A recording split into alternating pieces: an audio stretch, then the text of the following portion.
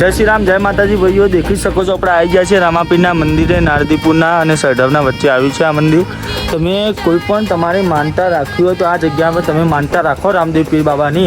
તમારી માનતા 100% પૂરી થઈ શકે છે. ચલો હું તમામ ભાઈઓ રામદેવ પીરના દર્શન કરાવું. આપણે 12 બીજોના ધણીના દર્શન કરવા છે તો હું તમને કરાવી દઉં. ભાઈ દેખી શકો છો તમે આ એમનું એકન જે તમને ઘોડા દેખાય બધી માનતાના ઘોડા છે. બધા બાધા રાખેલી હોય એવી રાખેલી હોય એમના ઘોડા છે બધા.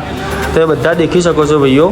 કંઈકણ તો ધજાઓ તમે દેખો જ ભાઈ, કેટલી ધજાઓ છે. એકણ તમે નજર પડશે ત્યાં જજાઓ, નજર પડશે ત્યાં જજાઓ. હવે એટલી ધજાઓ છે એકણ બાપુ. 12 બીજાના ધણીનો હાથ છે.